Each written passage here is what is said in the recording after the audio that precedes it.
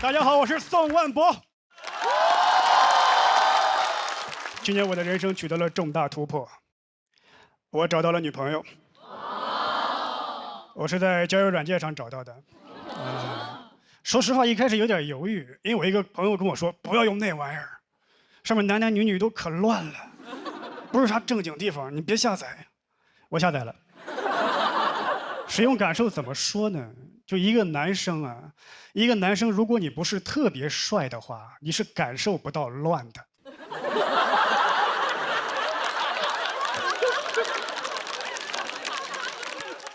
我用了1周，这哪乱了？挺正经的呀。我都加了一个考研群了，每天打卡背单词。我跟我朋友说，这跟你讲的不一样啊。他说有没有想过是你的问题？我说是我不好看吗？他说难看。就你长得太正了，你特别像我们教导主任，不想找你谈恋爱，只想找你背单词。我说你说这个简直荒谬啊！他说对 ，ridiculous。哎，我平时背没这么顺呢。还有你长得有点朴实，我最烦朴实这个词，因为朴实意味着土。每次有人说我朴实，我都会想起一个山村老大爷捧着个筐子，水果滞销，帮帮我们。我想谈恋爱，帮帮我吧。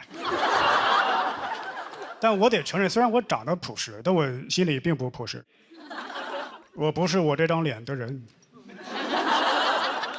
只是长成了这个样子。我就这么说吧，很多男生心里头都住着一个渣男，只是被他糟糕的外表锁住了。当然也有些没锁住。我坦白说，我在交友软件上，我看过男生。我想法很简单，我就想看一看是谁在乱，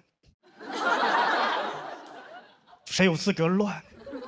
我印象最深的是一个20左右的男大学生，他照片就是一般是在卫生间的镜子里，拿着手机对着，另外一只手把 T 恤撩起来，塞自己嘴里。坦白说 ，T 恤我也有。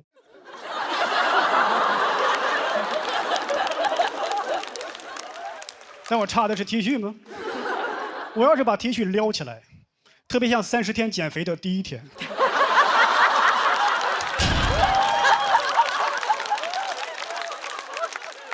有些人会问，在交友软件上什么样的人会受到欢迎？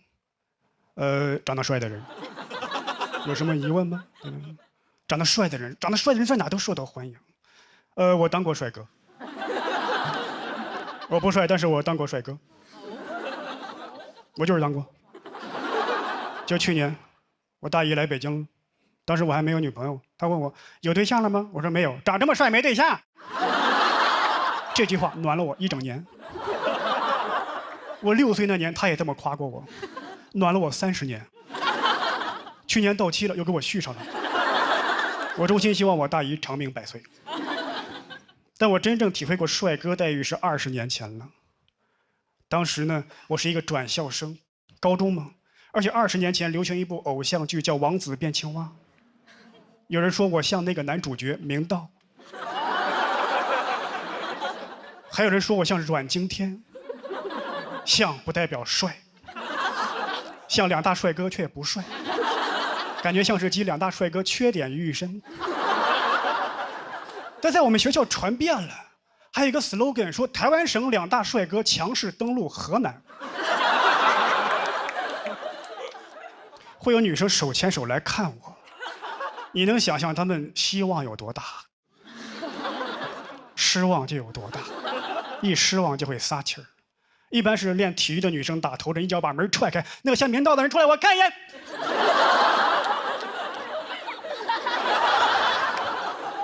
像个屁呀！我说不像明道，也不能像那个吧。这还只是轻度的，中度的一般发生在课间的时候。我喜欢趴桌上睡觉，更增添了神秘感。想象一下，转校生，教室的后排，课间喜欢睡觉，符合校园帅哥的一切设定，就差帅了。会有女生头从那窗户那都钻进来了，就他一瞪我看一眼。我看一眼，看。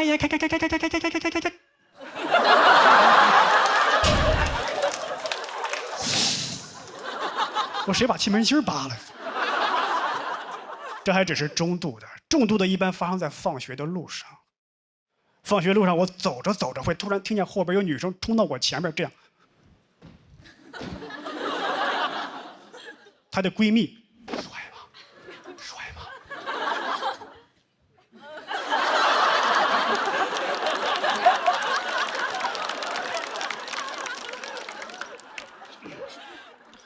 关键是我招谁惹谁了。但我也不怪他们，不怪他们。我觉得要怪就怪那个第一个看完我失望回去那个女生。你失望的回去了，你也不告诉别人，感觉我被全校的女生都骂过了，对吧？她看完丑死了，一点都不帅，丑死了。别人问长得怎么样？我觉得还可以。这不是我喜欢的类型，你们去看吧，没准喜欢呢。丑死了！后来我打听了一下，是谁在造这个谣说我们班有一个女孩，她特别喜欢看偶像剧，当然她只是说我长得像，但是造成那个后果，我要报复她。我报复她的方式非常极端和残忍。我说她长得像刘亦菲。你们可能不太了解，20年前刘亦菲在男生心目中是什么地位，相当于20年后刘亦菲在男生心目中的地位就没变过。我也让你尝一尝被大家轮番唾骂的滋味，但我忽略了一点，就是这个女生啊，首先人家底子好，其次呢，就是当时男生的审美呀，很容易被舆论操控。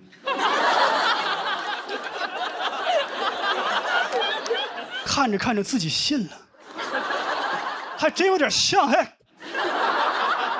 从此有一个新的谣言产生了，说高2 6班呀有一对金童玉女，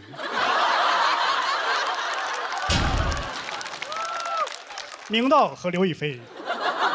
刘亦菲不错，明道有些 ridiculous。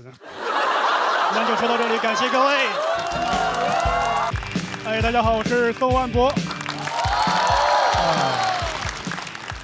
我来自河南啊，我打小生活在村里我们那儿教育资源不太发达，老师的水平也不高。我上小学的时候，一个教2年级的老师学历只有3年级。数学老师教数学不是因为数学好，是因为他老念错别字，教不了语文。他给我们讲应用题，说这个骨缸它有2个水管放水，浴缸。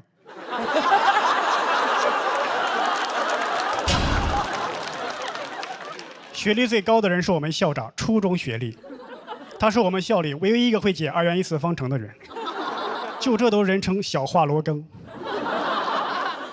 我们数学老师叫他小华罗康。我爸一直担心我的前途，在我读3年级的时候，把我转到了城里的小学，本意是好的，但我有点跟不上班了。我记得刚进班级，那个数学老师布置了一个作业，让我们这些小学生呢，从1加2加3一直加到100。这道题大家都听过，都知道高斯的故事，知道有一种更为方便的算法。但问题是我当时不知道，我是硬着头皮算完的。一边算一边心里在想，今天这个作业量怎么这么大呢？这道题答案是5050，我算到了6000多。关键是我才加到75，算到后半夜我都困了。我妈都看我可怜了，说要不我帮你一起算。问题是她也不知道高斯的故事。我从1加到100，她从100往回加，俩人一对，结果不一样。我说要不用你的数吧，你的数看着小一点，我算的没有一个低于1万的。第2天交了作业，我们数学老师就问：“哎，同学们，昨天那个题算出来了吧？”答案是。一群小孩异口同声5050，只有我一个人7832。所有的学生都老师也只有我只有我对了吗？我说我错了，太丢人了。但我没有气馁，我就想起一个鸡汤小故事激励自己，就是说爱因斯坦小的时候，老师让每个学生都坐一个小板凳，爱因斯坦坐的最差。老师把他的作品放讲桌上说：“世界上还有比这个更差的小板凳吗？”爱因斯坦说：“有。”当场拿出来俩更差的，说：“虽然那个很差呀，但已经是我做的最好的了。这还有2个更差的没给你呢。”一想到这儿，我就想说：“老师啊，虽然7832是个错误答案，已经是我算的最正确的了，那还有2个1万多没给你呢。”老师说：“把你家长叫过来吧。”我说：“这就是我家长算的。”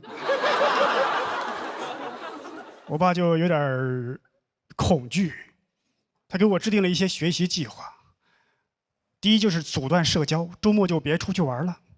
赶上周末有人往我家打电话说：“喂，宋万博在家吗？”我爸一接说：“他死了。”我还在旁边站着呢，就听到对面小朋友哭成一片。然后周一又看到整整齐齐的我。我会在每个周末死去，又会在每个周一醒来。周一就是我的复活节。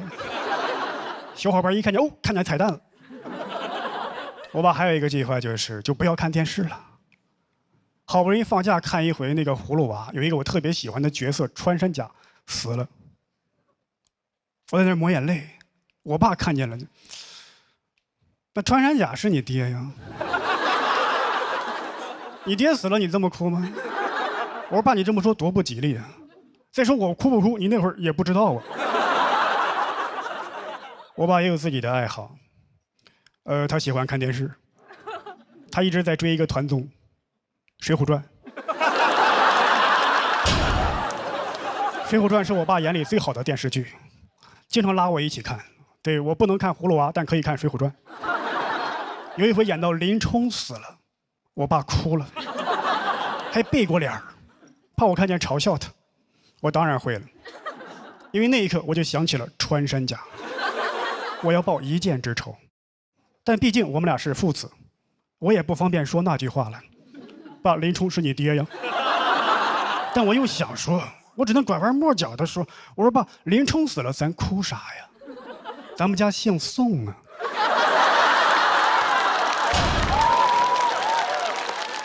宋江死了咱再哭啊，好歹咱本家呀。你哭了也算祭祖了。这个梗在我们河南是要天打雷劈的，全国最传统的省份之一，仅次于山东。我们家要是山东的，我讲这个真的会被我爸打死，因为宋江就是山东人。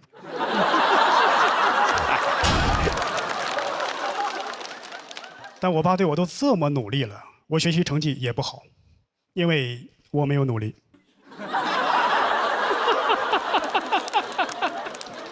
我知道如果我好好学习，我爸肯定很高兴，但我不想让他高兴，我想气他。但为了我的前途，我还是得学习。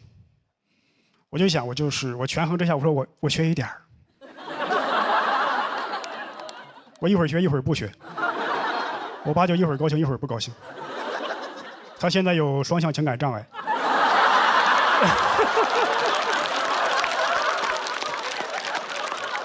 最后从小学读到了初中，读到高中，还是参加完高考。高考完事之后，我爸问我，你估分估多少啊？我说你让我妈估吧，我估的没有一个低于1万的。当然，我最后是上了大学，它不是什么名校，不是211、985，就是我们平顶山市的平顶山学院。但我很知足，因为毕竟我的学历已经超越了当初的校长。如果你的起点足够低，那半山腰就是你的峰顶。更何况平顶山，它只有顶没有峰，所以我也算是毕业于顶级院校。今天就说到这里，感谢各位，我是宋万博。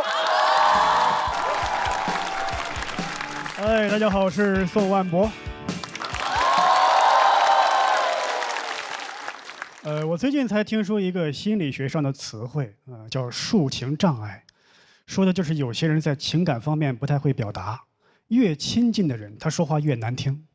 我们家就是这样，我们家里人都习惯把爱埋藏在心里，所以我们家就是一个障碍家族。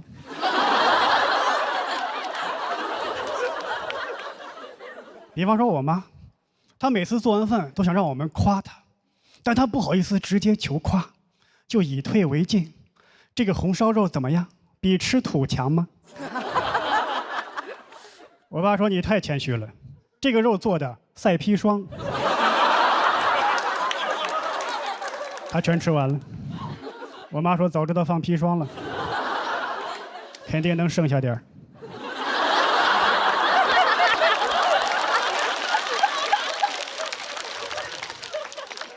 我爸倒是经常夸我，但他夸我那话还不如打我一顿呢。吃饭的时候，我给他递一双筷子，他说：“就是比养条狗强。”再聪明的狗也不会递筷子。那时我才7岁半，我哪听得懂阴阳啊？还在那回味呢，这是好话还是坏话啊？我哥又搭腔了，说：“爸，你说什么呢？边牧就会递筷子。”我那时候也傻，还想着努力超越边牧。而且我们家人吧，怎么说呢？老爱替我谦虚。邻居来我家，说这孩子安安静静写作业多老实，哪像我们家那个整天上蹿下跳的。我爸说：“哎呀，你不知道，这孩子他傻不拉几的，他整天跟个大傻不拉几似的。”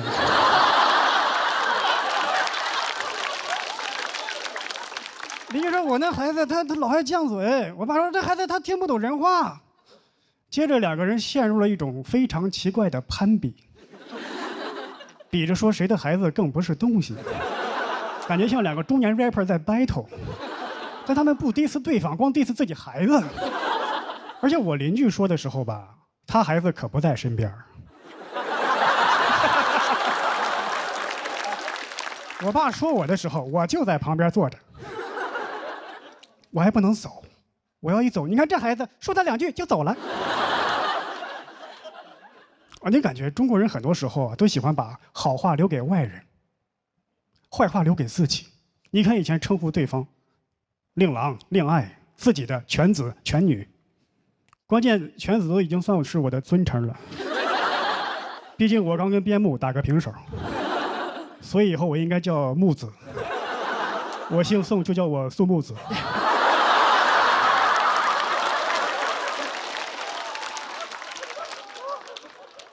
我其实很想获得我爸的认可，很想。我记得有一回，他请了他的朋友来我们家吃饭，我一推门把我吓坏了，因为他请了10几个朋友，10几个光膀子中年人。我那时候小，我哪见过那么多米其林 Pro 啊！但我还是恭恭敬敬，我说：“叔叔们好。”我爸还不乐意呢，你瞎喊啥呢？还有你俩大爷没喊呢。谁分得清大爷和叔叔啊？我只分得清大爷和大妈。怎么分得清？后来我明白了，在北方啊，跟人吵架的时候一般不提叔叔。所以我很羡慕上海小孩，对吧？管他大爷还是叔叔，统一喊爷叔。哦，不对，上海统一喊 uncle。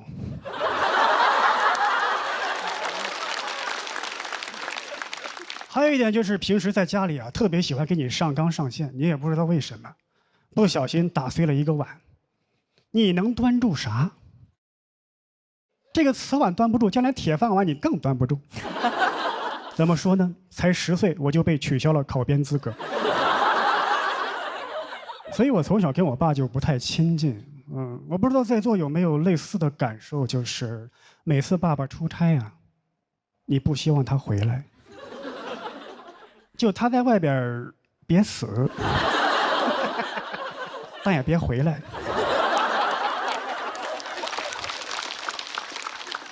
我理想的父亲是大禹。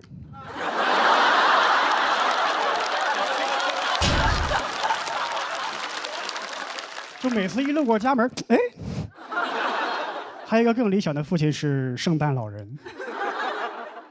对吧？早上我醒过来，我妈对我说：“你爸昨晚回来啦，一大早就走了，这还有给你的礼物。”我爸不是没想过修复我们的关系，但他表达对我们的爱，但他那个表达方式啊，只能说是惊悚。我放学回来晚了，我以为你死路上了呢。你看他就不如我厚道，我希望他在外边别死。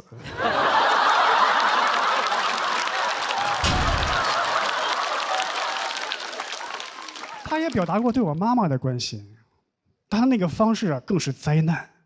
我们一块儿看电视剧，他被电视剧感动了，他想把这种感动传递给我们，怎么做的？突然站起来，指着我说：“你一定要孝顺你妈。”原地干拔。这个价值上的放春晚，你都嫌太生硬了。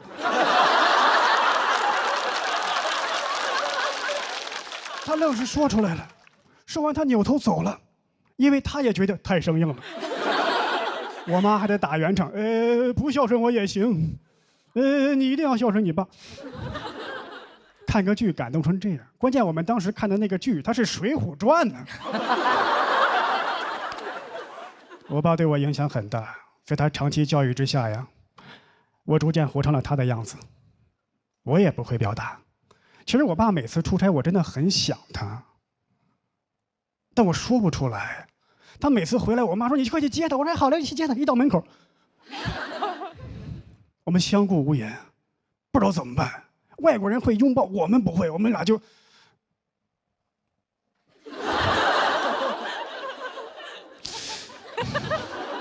最后我实在受不了，我朝他敬了个少先队礼。我爸哪见过这个呀？他还了我一个，感觉我们俩还能再来一段课间操。所以我从小到大我都不会表达，我也很少跟人来往，我很容易就把朋友处成父子。但去年我有了女朋友，刚在一起不久，我就在她家打碎了一个杯子。当时我吓一跳，我说我天哪，这么些年光注意端饭碗了，忘了杯子了。我在静候一场狂风暴雨。他走过来说：“你手没事吧？”我说：“不应该先骂我吗？”没有。接下来我们把碎片收拾好，放进垃圾桶。聊天刷剧，没有人再提到过杯子的事情。我说：“哦，原来这个事情可以这么简单就结束啊！我以前可没有经历过，原来能这么简单就结束。我就感觉属于我的人生才刚刚开始。”我今天就说到这里，感谢各位。Hello， 大家好，我是小北。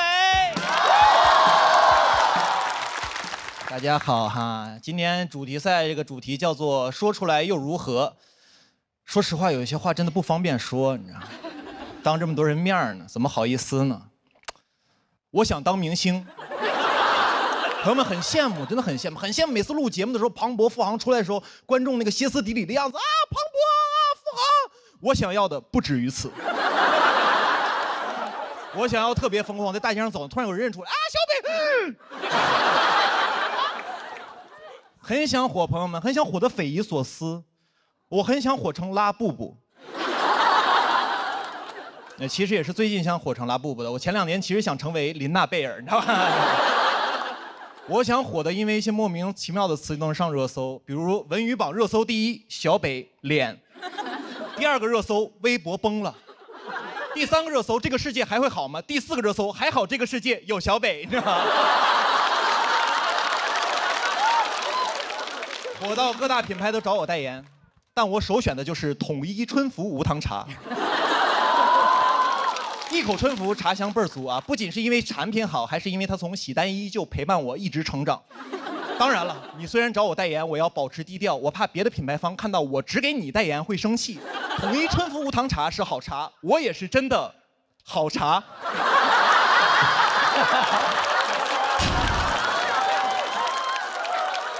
商务写的都这么好笑，你说说还得了啊？朋友们，我想火成什么样子？我想火到现场的嘉宾都不敢点评我，因为他们怕被我的粉丝网暴。即使有嘉宾啊点评我2句，批评我2句，我也不在意，因为我明白他最近想走黑红路线。他说我段子谐音梗全是烂梗，我让他感受一下北家军全军出击。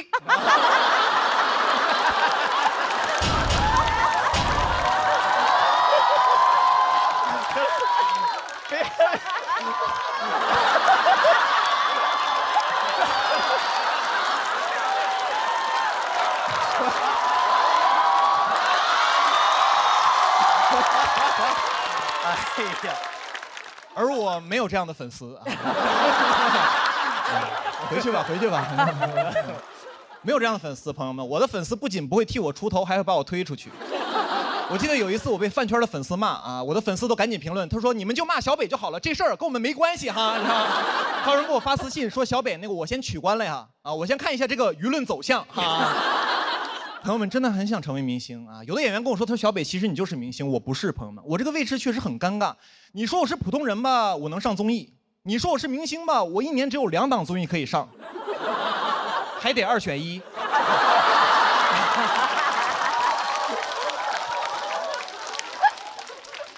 我真的是不算明星，朋友们，我顶多算一个知名老百姓啊。但我确实接过几个活啊，有过几次这个明星的体验券啊，每次感觉大家都非常好，对我都很在意。我记得有一次我去拍戏，刚进那个片场，所有人都对我特别尊敬，说小北老师好，小北老师好，小北老师好。当时没走2步呢，已经桃李满天下了。对你也是嘘寒问暖啊。刚才坐在休息室啊，问我北哥那个你想喝点什么咖啡啊？我说都行。他又特别贴心，点了一杯美式，点了一杯拿铁。然后我说你想喝哪杯你就先拿一杯吧。他说他也都行，我俩就僵在那儿了。他特别怕我不好意思，我也特别怕他不好意思，我就最后没办法了。我呢最后呢2杯都喝了一半。中间休息的时候啊，所有演员都在室外等着，因为我是主角嘛，我有个商务车可以待着。当时进了那个商务车，朋友们，很舒服。进了那个商务车里面，吹着空调，看着车里的零食，再看看外头暴晒的演员，朋友们，说实话，心里很不是滋味，你知道吧？我也是看不了别人受苦，我赶紧跟司机说：“我师傅，赶紧把门关上吧，赶紧。”人都变善良了，你。朋友们，当明星真的很容易受到特殊照顾啊！我今年还去北美演出嘛，当时主办方把我当真明星了，带我去了个特别高端的商场，里面全是我买不起的奢侈品。我说这也没啥好逛的呀，啊，他说北这还没啥好逛的。我说对呀，我说这商场怎么连北面都没有啊？这也太不给我小北面了啊！朋友们，真的当明星干什么都容易被夸。那天我虽然什么都没买，但没有工作人员说我穷，他们只夸我低调、热爱运动，你知道。朋友们，人总被夸就很难听进去那种批评的话了。我第一赛段输给了门枪，工作人员都安慰我，他说：“哎呀，北开场确实不容易，这个票市容易受影响。”只有我的真朋友跟我说，他说：“小北啊，你这段确实没有人家门枪那段好笑。”当时我就开始反思了，我就反思我当时怎么交了你这么个朋友啊？我就有点生气了，他跟我说：“北啊，你消气，忠言逆耳。”我说：“哦，逆耳就是忠言是吧？那我有句话跟你说，滚！”给我气的。但我这个朋友追星，朋友们，他虽然不心疼我，但是他心疼他家的哥哥。有时候跟我讲，他说其实明星很辛苦，小北，明星很辛苦，每天通告很多，作息不规律，熬夜，连续加班，甚至会脱发。我说我身边人都这样啊啊！你不强调这个职业，我以为是程序员呢。哎，他说真的很辛苦，明星很多平时的这个压力大，很容易焦虑、抑郁。我说哪个行业都容易焦虑、抑郁啊！啊，我们脱口秀行业就容易焦虑、抑郁。如果你们了解我们脱口秀行业的话，你们知道我们很多演员讲脱口秀之前啊就有抑郁症，有的讲着讲着得了抑郁症，有的一开始有抑郁症，讲完脱口秀之后好了，没红又得了抑郁症。我说明星不容易，你朋友我也不容易啊！啊，我就没见过哪个明星啊抑郁症之后去挂号的，那不都挂在热搜上了吗？啊，而你的朋友连号都挂不上。其实我觉得大家喜欢明星啊，就是挺好的，但不用心疼明星，多心疼自己身边的人啊，因为明星其实过得还不错啊。大家相信我，因为我当过明星。谢谢大家，我是小北，谢谢。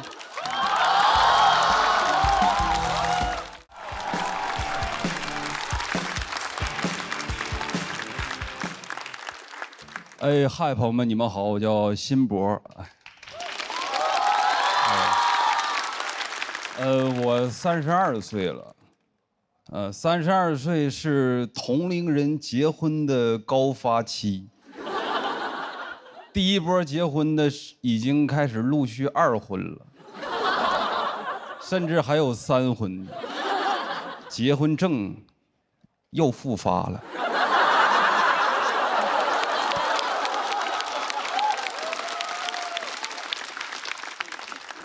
经常在微信上收到婚礼请柬，那种电子请柬收到过吧？作为一个被邀请的人，我只关心什么时间在哪儿办。但想了解到这些信息，我必须得先看一组新人大片儿，没法跳过，咱们就得被他们的爱强制爱。翻了半天， 7月2号在秦皇岛阿那亚拍的这组婚纱照。我说你真行，去得起阿那亚，去不起图片水印。那照片怎么说呢？真好看，真甜蜜，但有的时候也真不像啊。我生活里也不长这样，我都眯着眼睛往后滑，滑到最后还是一个植入的广告按钮，叫“我也要制作”。谁会看完别人的婚礼请柬就说：“嗯，我也做一个。”我做啥？我作茧自缚啊！我觉得这种人生大事它不能太商业。那是不是墓碑上也可以刻“我也要一杯”？第2杯半价，收藏打卡，升杯。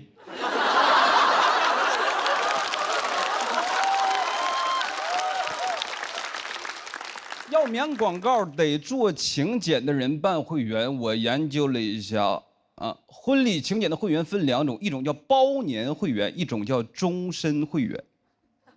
婚礼请柬的终身会员就没盼咱们好，活到老结到老，倒是适合那些结婚证高发人群。还能发弹幕，我不喜欢婚礼请柬里边的弹幕过于和谐。咋就没人发？只有我一个人觉得不好看吗？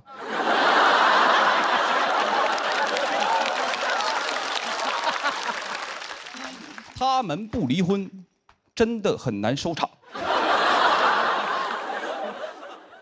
接。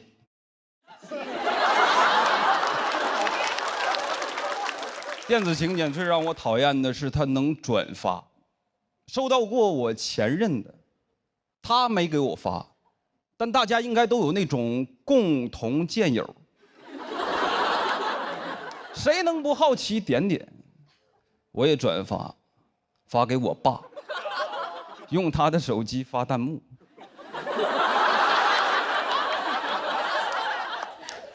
只有我一个人觉得新郎不好看吗？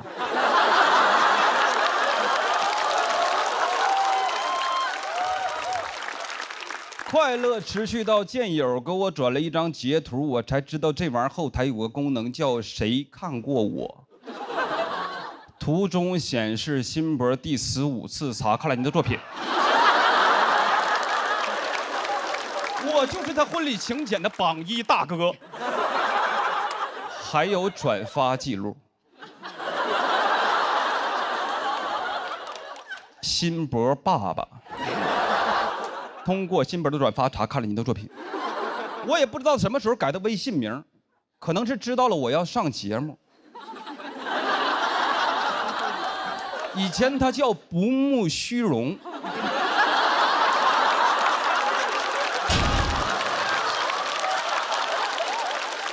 我说爸，你应该改叫慕容复。相比于之前的邀请方式，我觉得电子请柬是不是有点过于方便了？就导致那些不该给我发的人也给我发，平时都不熟，完全不联系，吧唧一个请柬给你发过来。前几天收到一个算是同学，一起在驾校学的车，一个请柬加条语音，老同学想你了。我能收到微信里每一个跟呢能产生对话框的都能收到。应该也包括文件传输助手。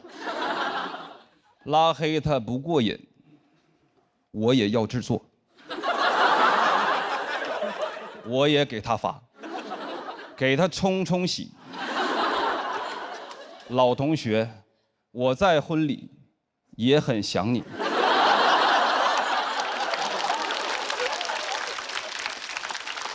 但如果都这么方便了，还没给我发的，那就是不拿我当朋友了，凭什么，对吧？大学室友，我也想不明白为啥有些人就是走着走着就走了。我可以不来，但你不能不邀请我，非常内耗。点他，朋友圈分享一个文章：大学室友，你一辈子最宝贵的财富，仅对他可见。分享一首歌，睡在我上铺的兄弟，我亲口唱的。我怕他没有会员。没有反应。随着婚期临近，我愈发的心烦意乱。小某叔说这是婚前焦虑的表现，要我积极备婚，有问题直接跟我的新郎沟通。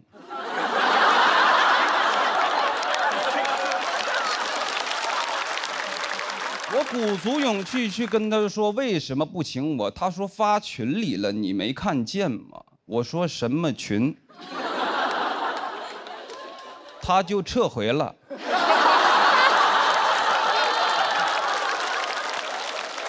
我看见了，跟我说我结婚来聚聚呗，我也不知道咋回，还是输入法比较了解我。刚打出了祝你，就联想出了早日康复。但回想，就算他第一个就邀请我，又如何呢？我也得在心里边先量化我们的感情，还值多少钱，减去差旅成本。如果是正数，那就是礼金；如果是负数，那就是来不了。他的大喜之日就是我的出差之时。我说不好意思，领导派我去一趟巴塔哥尼亚。婚礼邀请好像对双方都是一件很难直接表达真实意愿的事儿。我想好了，以后我做请柬我就不放时间地点，这样能让大家多看几遍我的新人大片儿。哎，是我划过去了吗？最重要的，它也是筛选，因为真正想来的人会问我，不想来的人我也不想追问，因为我有访客记录。我需要终身会员。谁看过我还没问我的，那我肯定得记他一辈子。谢谢大家，我要新多。大家好，好，行了，算了。大家好啊，我是载体哈。二楼一直听这个词儿，我的妈呀！咱今天这个主题就是给我设计的，这就是。真的给各位讲点这个家里的事儿啊。我有一个外甥，8岁，特别喜欢看脱口秀，就想借着这个主题跟他说点心里话。我特别烦他，真的朋友们。那孩子是我讨厌过年回家的原因之一，就感觉80多岁的长辈地位都没他高。没什么素质，我今年过年见面喊他句孩子，他叫我宅子。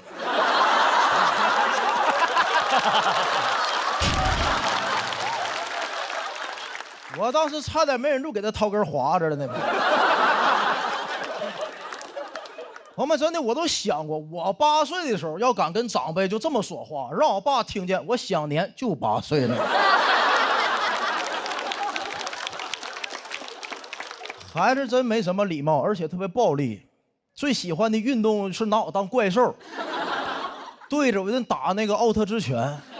咱被熊孩子打过没有？试试，熊孩子不光打，一边打他一边问你奥特之拳厉不厉害啊？然后崽子厉不厉害？你大人你也不好意思还手，想厉害厉害。他说这就厉害了。那我还有奥特飞踢呢，给我一顿飞踢。奥特之父、奥特之母就搁旁边看着，